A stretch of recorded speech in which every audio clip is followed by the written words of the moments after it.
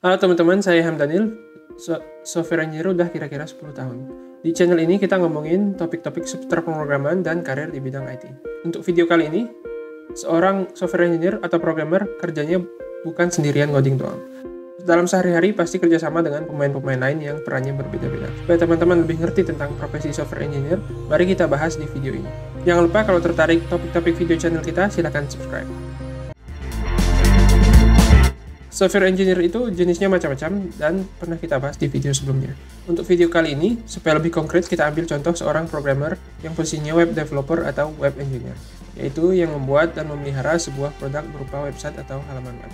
Setelah website ini dibuat, tugas developer adalah menambahkan fitur-fitur baru atau memperbaiki kekurangan-kekurangan yang ada. Siapa yang tahu fitur apa yang harus dibuat atau kekurangan apa yang harus diperbaiki? Ini adalah tugas dari seorang PM, yaitu singkatan dari Product Manager. Kalau tugas orang programmer adalah membuat, tugas orang PM adalah menentukan apa yang mesti dibuat. Setelah PM menentukan, kemudian akan diteruskan oleh yang namanya UI Designer, atau kadang disebut juga UX. Ini adalah kependekan dari User Interface Designer atau User Experience Designer. Sesuai namanya, tugasnya adalah merancang gimana persisnya fitur ini, gimana cara kerjanya saat digunakan pengguna. Untuk contoh konkretnya, misalkan produk timnya adalah website penjualan mainan. Katakan si PM memutuskan akan ditambahkan fitur baru, yaitu pengguna bisa chat dengan admin website. Katakanlah di chat ini bisa nanya-nanya soal barang-barang yang dijual. Si PM harus menjelaskan apa saja requirement atau kriteria dari fitur ini. Si PM harus tahu kondisi pasar, kebutuhan pengguna, regulasi dan persyaratan hukum kalau ada, serta fitur-fitur mirip yang mungkin ada di produk-produk saingan. Berdasarkan ini dia membuat kriteria atau requirement dari fitur chat ini. Karena si PM udah tahu tentang banyak hal tadi, dia bisa mikirin apa aja yang perlu diprioritaskan dan apa aja yang tidak penting. Kemudian setelah PM membuat requirement, si designer akan merancang, biasanya dalam bentuk sketsa, yang menunjukkan cara kerja fitur ini, apa aja tombol yang ada, di mana akan ditampilkan di website, dan seterusnya. Dan gimana langkah-langkah interaksi user atau pengguna untuk membukanya. Sketsa ini disebut mock atau mockups. Setelah mock ini jadi, barulah tugas seorang software engineer, yaitu membuat mock ini menjadi kenyataan. Ya tentu saja dengan coding. Proses seperti ini mulai dari PM membuat requirement, designer membuat mocks, dan developer membuat kodenya disebut pengembangan produk atau product development. Dalam kenyataannya, proses ini penuh kolaborasi. Jadi bukan cuma oper-operan linear dari PM ke designer ke developer. Gimana kolaborasinya? Jadi saat PM membuat requirement, dia juga melibatkan developer dan designer. Dan designer pun saat membuat mocknya, dia konsultasi dengan developer supaya mocknya realistis dan cocok dengan teknologi yang ada. Designer juga konsultasi sama PM supaya hasilnya tetap memenuhi kriteria dan sesuai dengan kebutuhan pengguna dan visi dari produk ini. Developer juga saat membuat kodenya pasti butuh konsultasi juga dengan designer dan PM. Misalnya kalau ada kriteria yang kurang jelas atau ada kasus atau situasi yang belum tercantum di mock tapi harus dipikirkan implementasinya. Sering juga fitur yang ada di requirement atau mock, tapi setelah dilihat developer, ternyata nggak realistis untuk diimplementasikan sesuai jadwal yang ada. Misalnya kalau tadinya direncanakan di fitur chat ini disertai fitur tracking barang otomatis. Ternyata setelah dilihat developer membuatnya sulit sekali dan butuh waktu sangat lama. Kalau gitu, bisa dibicarakan dengan PM dan designer untuk dicari solusinya. Bisa aja fitur ini mocknya disederhanakan supaya jadi lebih gampang dibuat. Atau fitur ini dipertahankan seperti biasa, tapi fitur lain yang juga direncanakan harus dikurangi agar developer bisa fokus waktu ke fitur tracking barang ini. Atau bisa jadi fitur ini dihilangkan saja karena menurut PM, keuntungannya untuk user nggak sebanding dengan waktu yang termakan untuk implementasinya. Hal-hal kayak gini akan sering muncul sehingga developer atau programmer akan sering ketemuan dengan PM dan designer. Ini terutama untuk developer atau software engineer yang bekerja di produk-produk yang dipakai langsung oleh user. Biasanya di tim-tim besar, semakin senior seorang engineer akan semakin banyak porsi waktu yang diperlukan untuk diskusi-diskusi seperti ini. Kalau masih junior banget, paling kita cuma perlu ngerti mock dan kriterianya doang. Dan kita tinggal nanya-nanya kalau perlu penjelasan. Tapi kalau seorang engineer senior punya visi dan misi sendiri yang harus disesuaikan dengan permintaan PM dan designer. Dan para PM dan designer pun pasti sering ngajak engineer senior untuk konsultasi, misalnya apa saja kemampuan software kita. Tergantung apakah junior dan senior, waktu kolaborasi untuk pengembangan produk ini bisa berkisar antara 10-30% dari total waktu setiap minggu. Jadi ini bukan cuma meeting doang, tapi juga termasuk kadang-kadang kita harus membaca atau meninjau dokumen atau mock dari PM dan designer. Untuk seorang software engineer, waktu paling besar adalah coding pastinya. Ini adalah tugas utama seorang software engineer atau programmer. Tapi coding ini juga nggak melulu sendirian, pasti kolaborasi dengan developer lain. Jenis kolaborasi ini macam-macam. Bisa jadi untuk mulai bikin fitur chat tadi, kita butuh kerjasama dengan tim developer backend, yaitu tim yang menangani server di belakang layar, supaya semua hasil chat kita bisa disimpan di database dan bisa dianalisis. Atau bisa jadi untuk membuat fitur kita, arsitektur servernya yang dipakai oleh tim lain harus diubah sedikit. Untuk hal-hal seperti ini, kita perlu diskusi dengan engineer atau developer lain yang merupakan peer atau rekan sejawat kita. Sering kita juga harus diskusi dengan yang namanya tech lead atau TL. Ini adalah sebutan untuk engineer paling senior di dalam satu tim. Misalnya sebelum kita mulai, kita tanya dulu gimana cara merancang implementasinya. Dan dia akan juga ngasih masukan untuk kita. Bisa jadi kita harus bikin design doc dulu. Ini adalah dokumen yang berisi rencana implementasi. Dan ini harus ditinjau dan disetujui tech lead sebelum kita mulai coding.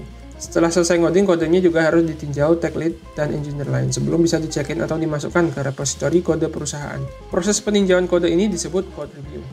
Tujuannya untuk mengurangi kesalahan yang sering terjadi dalam penulisan kode. Dan juga untuk transfer visi dan ilmu antara peninjau dan penulis kode. Untuk software engineer junior, hampir semua waktu kerja dipakai untuk coding, bisa sampai 90% dari total waktu. Untuk developer senior, biasanya tugas-tugasnya udah banyak, jadi nggak bisa coding terus. Awalnya 90% tadi berkurang dikit-dikit semakin senior seorang, dan kalau udah senior banget, bisa jadi waktu codingnya udah di bawah 50%. Ngomong-ngomong soal waktu di luar coding, selain meeting sama PM dan desainer yang disebut tadi, juga ada meeting koordinasi proyek. Misalnya proyek kita ini ada tim front-end-nya dan ada tim back-end-nya. Sebelum front-end mulai kerja, ada bagian yang harus diselesaikan tim back-end dulu. Jadinya, kalau si back-end telat menyelesaikan kerjanya, ada potensi front-end jadi ikut telat juga. Atau kalau mock-nya dari desainer nggak rampung-rampung. Developernya jadi nggak bisa mulai-mulai karena nggak tahu apa yang mesti dibuat.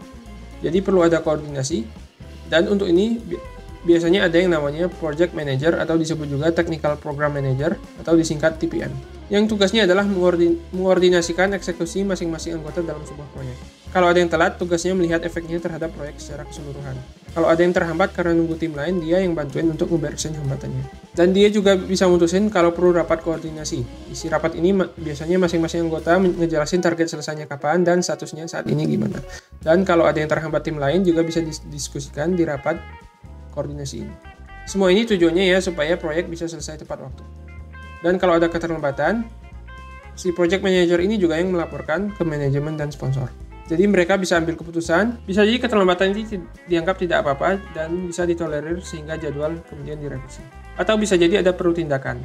Misalnya ditambahkan orang lain untuk bekerja di proyek ini sehingga lebih cepat, atau fitur-fitur mesti dikurangi supaya bisa selesai lebih cepat.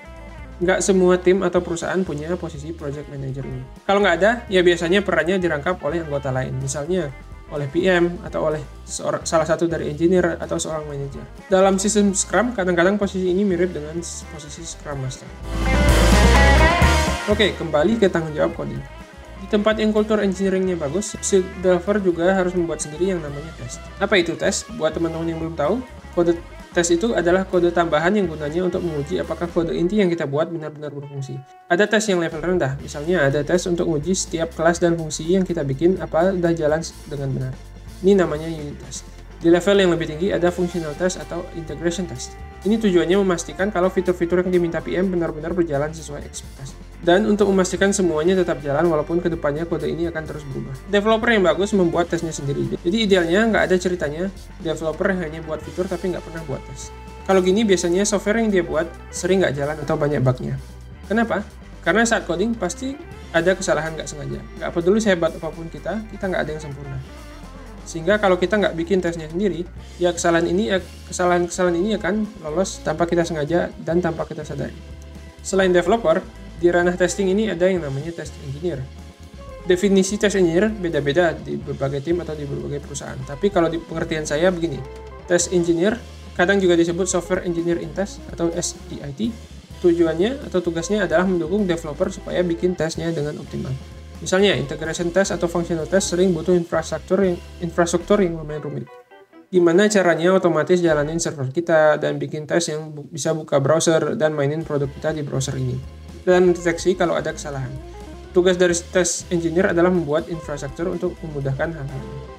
Di sebagian perusahaan bisa jadi test engineer bukan cuma bertugas membuat infrastruktur, tapi juga membuat fungsional tesnya sendiri.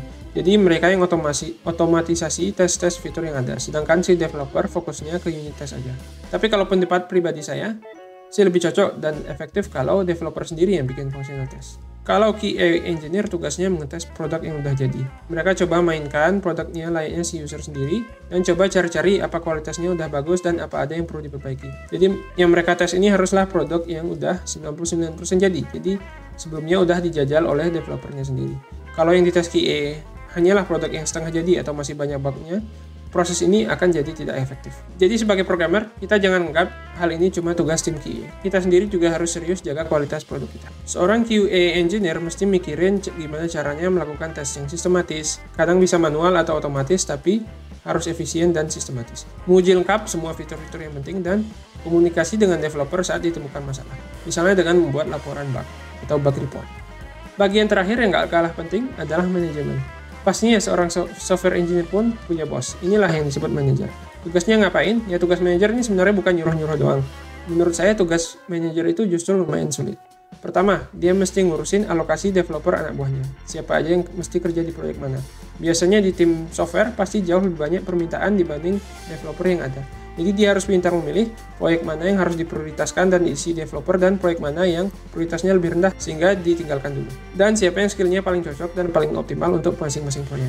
Dan dari anak buahnya yang ada banyak, siapa yang skillnya paling cocok dan paling optimal untuk masing-masing proyek. Dan dia juga harus bantu ngembangin karir masing-masing developer atau masing-masing anak buahnya.